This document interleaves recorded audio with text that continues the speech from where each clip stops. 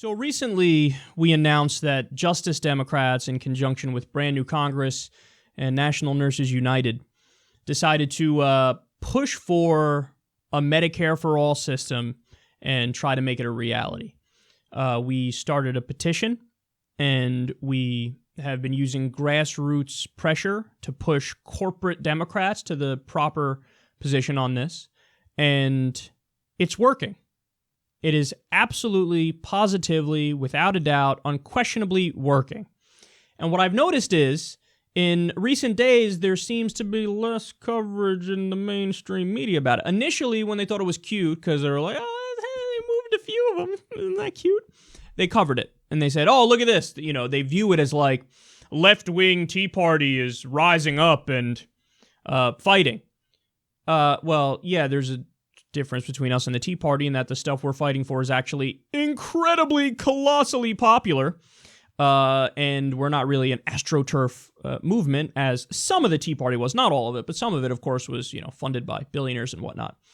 But at first, the mainstream media, we covered the articles. CNN had one, you know, a few other outlets, well-known corporate outlets had stuff, and now recently, when you're really pouring on the heat, and we're really starting to get results, all of a sudden it's X-nay on the coverage of the Justice Democrats gay because, oh, good googly moogly, it's working. So, listen to this, guys.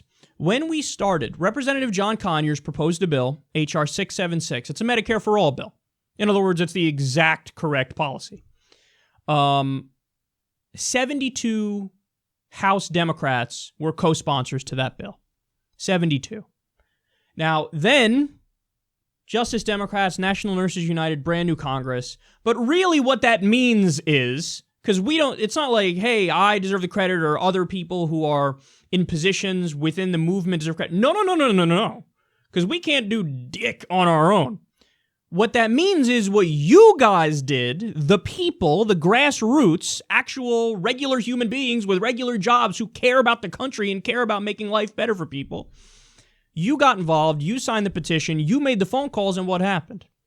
It went from 72 co-sponsors for John Conyers' Medicare For All bill to 96. 72 to 96. You moved 24 people. They hear you. Most importantly, they're scared because they can raise all the money from all the donors that they want, but when push comes to shove, if they feel like I am going to be voted out and I'm going to lose my career if I don't step up and support this bill, they're going to do it. They have to do it. Because what else are they going to do? Oh, I took all the corporate money, but at the end of the day, I lost because I went against my entire base on this issue. And not just your base, by the way. A lot of independents and Republicans agree with Medicare For All. And furthermore, I think if you were to make the case properly, it'd be a majority of independents and it'd be a majority of Republicans. So what we're dealing with here is a true grassroots populist left movement, which is saying, that's it, man. I am completely and utterly done with all the politician doublespeak and all the bullshit. And it's about time. I'm so sick of the corporate Democrat. I mean, the Republicans, forget it. They're so stupid and so far gone, the ones in Washington on this issue, that I can't even, just go away. I can't even put you in fucking space in my mind because you're just so laughable and such immense sellouts that it's ridiculous. But the Democrats, what do? Here's the sign of a corporate Democrat. When they say, when all they want to do is defend the Affordable Care Act, which as if it's an end-all be-all. You know, we have to defend the Affordable Care Act from the big bad Republicans because, you know, we made some major gains. Yeah, we did make some major gains, but that's not the end of it. We still have millions of people who are uninsured. We still have 45,000 people that die every year because they don't have access to basic health care. We still have medical bankruptcies are a thing.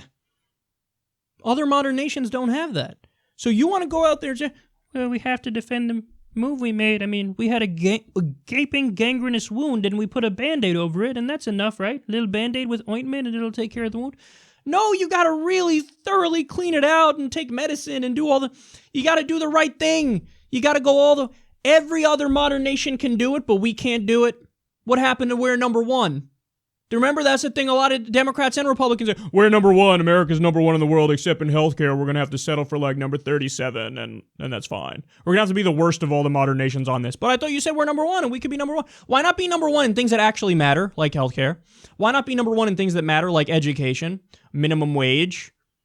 Why not be number one in, I don't know, peace? We only fight wars to defend the country as opposed to interventionist wars that do nation building for no goddamn reason other than to serve the military industrial complex. I mean, come on, man. Be number one in something that matters. Justice Democrats not only want to give us a single payer system, a Medicare for All system. I want the number one healthcare system in the world. We want the number one healthcare system in the world. We want the number one infrastructure in the world. That's what we're about. That's what we're about. And guess what? I think we can make this case not only to grassroots average Joe Democrats, but also to grassroots average Joe Republicans, and we'll actually win elections. That radical idea, if you care about the people and you fight for the right things that they believe in, they'll vote for you. So I'm really, really excited about this, and I'm inspired by this. You guys inspire me on a daily basis. I mean, guys, everything is just theoretical until it goes into action. So when we launched Justice Democrats and, we're out here pushing for these things, fighting for these things, and you have all the incredibly difficult infrastructure work going on, top former Bernie Sanders campaign officials, Zach Exley and Shoykat Chakrabarti are working their tails off to get it done. But when we started, I mean, nobody knows. It's all theoretical. It's like, well, look, this should work. We think it's going to work. The numbers are on our side, and we're going to fight for the right things, and we're going to take no corporate money, no PAC money. It's going to be all about the people, funded by the people. But then when you actually see it starting to move the needle in a real way, oh, man, is that energizing. Then you want to fight twice as hard. You want to fight 3 times as hard because you go, we can get it done. I mean, okay, stop and think about it. They were able to get women's suffrage when they didn't have it. Women weren't able to vote. Then people fought. And then they were able to vote. Civil rights, voting rights. You had there was segregation officially in the South. The whole point, the government set it up. Hey, colored water fountain, white water fountain. It was segregation, official second-class citizenship. If you told somebody in 1959 in Mississippi, hey, this is all going to be gone in 8 years, you're going to have a total transformation, a total switch. The law is going to change. We're going to have federal agents with guns escorting a little black girl to what was a white school. People would have laughed you out of the room and said, oh, please, you can't actually get that. That's so different from what we have now, and it's so hard to get it done. Sound familiar? You're not going to get single payer. It is so different from what we have now, and it's so hard. Well, guess what? We've only been at it fighting for a couple months. All of us, the grassroots, we went from 72 co-sponsors among the Democrats to 96. That is nothing to scoff at, but we're not there yet, but we're going to keep fighting. We just got to let him know the facts, man. Hey, go out there with quotes of Donald Trump. Say he supported it. Make him support it. Say, what are you, a liar, Don? What are you, a liar? Are you a liar or what? I guess you're a liar. I guess that's what it is if you don't want to do this. Or you could stay by your word and really make America great again and do this. Why not do that? Why not point out the facts? We have the worst healthcare system in the modern world. Why not point that out? We have to force them to get to the right position because they're not going to do it on their own. They're going to go kicking and screaming. But guess what? Kick and scream they will. And kick and scream, I'll like hearing it if at the end of the day they go, you got me. And so far, a lot of them have said, you got me. But again, it's not over yet. So go to justicedemocrats.com/single payer. Sign your name on the petition.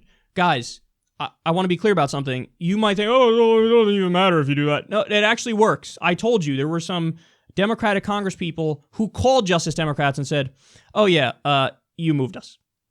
And oh, really? We got endless phone calls into our office and we saw the petition and this thing is really growing ridiculously. And just to be clear, also call your congressman and just say, hey, if you don't vote for it, if you don't co-sponsor HR 676, Medicare for All, I'm not going to vote for you. I'm not going to vote for you. I'm going to tell all my friends not to vote for you. If you do it, we vote for you. This is how you do it. This is a grassroots movement. And here's the main point, because this is where the corporate Democrats and the establishment Democrats go, yeah, it's stupid. We don't even have the numbers right now. So?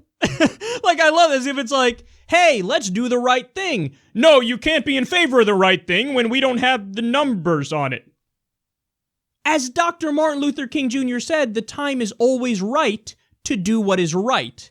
You don't fucking do math on it first, like, oh, well, it's impractical and we don't have the numbers yet, so now I'm against the right thing. No, you should always be for the right thing and always be applying pressure for the right thing. But furthermore, let's grant that point for a second. It's not going to get done because the Republicans have a majority in the House and the Republicans have a majority in the Senate. Hey, dipshit, how do you think the Democrats will eventually get a majority in the House of Representatives and the Senate? Only by doing what we are telling you to do. By fighting for the policies that are overwhelmingly popular among the American people. By fighting for Medicare for All. By fighting for a living wage. By fighting for free college. Fighting for ending the wars. Fighting for ending the drug war. 60% of Americans want to legalize weed, and you got dick to say about that. The only way you're going to get a majority is if you do what we want you to do. So here's the way it works.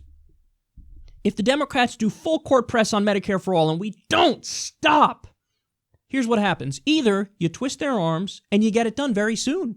You'd be surprised how well political pressure works. But even if that doesn't happen, because that is a long shot, because they do have the numbers right now, well then, instead of winning in the realm of policy immediately, you win in the realm of politics immediately.